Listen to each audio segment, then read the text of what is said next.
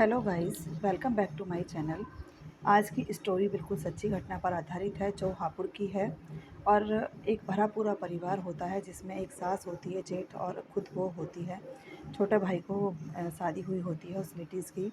तो दौरान जेठानी अपने घर में अच्छे से रह रही होती हैं और फिर वो अपनी सास क्या करती है, मकान को बेचकर दोनों भाइयों को अलग अलग मकान बनाकर दे देती है। और फिर देखिए, मकान कहते हैं ना कि बड़े बूढ़े अगर साथ में रहते हैं तो उनका बहुत फ़ायदा होता है। लेकिन यहाँ पर कुछ ऐसा ही हुआ। सास अपने बड़े बेटे के साथ रहने लगती है और छोटा बेटा अपने बाहर दूसरी जगह पर रहता है। आना जाना सास का दोनों घरों में था। लेकिन जब बच्चे बड़े हो जाते हैं, स्कूल जाने लगते हैं, तो वो कहती है अपने पति से कि मुझे भी जॉब करनी है, जबकि उसका पति भी 20-25 हज़ार रुपये की जॉब करता है। आजकल देखिए महंगाई बहुत है, तो वो कहता है कोई नहीं, तुम भी जॉब कर लो। तो वो लेडीज़ भी जॉब करने के लिए चली जाती है। और जब वो जहाँ पर जॉब करती है, वहाँ पर वो अपने मालिक को ही फंसा लेती है। लेकिन मालिक तो उससे भी ज़्यादा फ्रॉड था। वो क्या काम करता था, उसका काम था कि मतलब झूठ बोल के इधर से उधर पैसे कलेक्ट करना, उधर से उधर पैसे कलेक्ट करना। वो उसने भी उस लड़की को इतने सपने दिखाए, लेडीज़ को जो 2 बच्चों की माँ थी, कि उसने ये दिखाया कि मैं बहुत रिच फैमिली से हूँ। अब क्या होता है, वो उसे फँसा लेता है। फँसाने के बाद में वो लेडीज़ जब लगभग 6 महीने उसके साथ में कंपनी में जॉब करते हुए हो जाते हैं, कंपनी का छोटे-मोटा ही कोई बिज़नेस होगा, तो उसके बाद में फिर वो उस लड़के से कहती है कि तुम मेरे से शादी कर लो। वो लड़का बहुत जल्दी तैयार हो जाता है, जबकि उसके 2 बच्चे होते हैं। तो उस लेडीज़ की पहली शर्त ये होती है कि मैं अपने बच्चों को अपने साथ ही लेकर आऊँगी। उसके पति को कुछ नहीं पता होता और वो आराम से अपने घर में रह रहा होता है। उसे किसी बात की कोई भनक नहीं होती, क्योंकि वो बच्चों को भी घुमाने-फिराने ले जाती थी। उसने बच्चों को भी इस तरह माइंड सेट कर दिया था कि जैसे कि उसके बच्चे जहाँ भी रहते थे, वो वहाँ पर बहुत अ, सुकून से खाना-पीना, उस आदमी के साथ जाना, घूमना, बाहर मूवी, पिक्चर, मॉल सब जगह वो जाते-आते थे। उसके बाद में तो उन्हें लगने लगा कि वो लाइफ़ ज़्यादा अच्छी है, तो वो अपने पापा को कुछ नहीं बताते।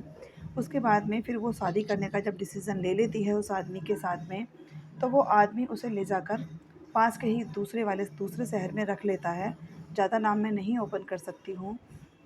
उसके बाद में क्या होता है कि वहाँ पर वो अपने पति को भी बुला लेती है। उसके पति के साथ में फिर वो सारी बात बताती है कि मैंने तो इसके साथ कोर्ट मैरिज कर ली और मैं तुम्हारे साथ नहीं रह सकती, क्योंकि तुम मेरी पूर्ति नहीं डाल सकते, तुम्हारे इतने पैसों में मेरी कमाई नहीं चलेगी। अब वो भी शॉक्ड रह जाता है, वो लड़का फिर बहुत परेशान भी होता है, समझाता-बुझाता भी है और अपनी इज़्ज़त के खातिर किसी को बताता भी नहीं है, अंदर ही अंदर घुटता रहता है। उसके बाद देखिए, वक़्त के साथ इंसान समझौता कर लेता है। वक़्त जब बदलता चला जाता है, वो भी अपने शांति से रहने लगता है, पीना-खाना ये तो शुरू कर ही देता है। तो उसके बाद में अब क्या होता है उस लेडीज़ के साथ, जब उसे ये पता चल जाता है कि उसका पति उससे भी बड़ा फ्रॉड है। तो वो इतना बड़ा कमीना इंसान होता है कि उसका ये काम होता है कि क्योंकि उस औरत के पास में 2 ढाई लाख रुपए की प्रॉपर्टी थी जो वो अपने मायके से लेकर आई थी, तो वो उन 2 ढाई लाख रुपयों को भी उस लेडीज़ से ले लेता है। तो क्योंकि वो बहुत बड़ा फ्रॉड होता है और उन पैसों को लेने के बाद में उसने इस तरह से ना जाने कितनी ही औरतों से कितने लाख रुपए का गबन कर रखा होता है। तो उन्हीं औरतों में से कोई कोई एक औरत फिर उसकी कंप्लेन कर देती है और पता चलता है कि वो बहुत बड़ा फ्रॉड है, और उसके बाद में पुलिस आती है और वो उस आदमी को पकड़ कर ले जाती है। लेकिन जो वो क्राइम कर रहा होता है उसमें उस लेडीज़ का भी हाथ होता है, जो अब लास्ट में उसके साथ जुड़ी होती है, जो अपने पति को छोड़कर आ गई होती है और दोनों को पुलिस लेकर चली जाती है। और उसके दोनों बच्चे, जो लड़का होता है उसी की किसी रिश्तेदारी में आज भी पल रहे हैं। देखिए, किसी के भी खून को कोई प्यार नहीं देता है। तो कृपया इस तरह से जैसे जॉब करने के लिए लेडीज़ निकलती हैं, तो किसी के चक्कर में भी ना आएँ, क्योंकि हम जितने अक्लमंद बनते हैं कि हम ज़्यादा समझदारी दिखा रहे हैं, सामने वाला हमसे भी ज़्यादा फ्रॉड होता है। तो अब उसके साथ में दोनों बच्चों की भी ज़िंदगी ख़राब, और उस आदमी की भी और उस औरत की भी। दोनों आज जेल में सड़ रहे हैं और उसके बच्चे पता नहीं कहाँ पर जाकर भटक रहे हैं। तो कृपया इस तरह के फ्रॉड से दूर रहिएगा और अपना ध्यान रखिएगा। Thank you.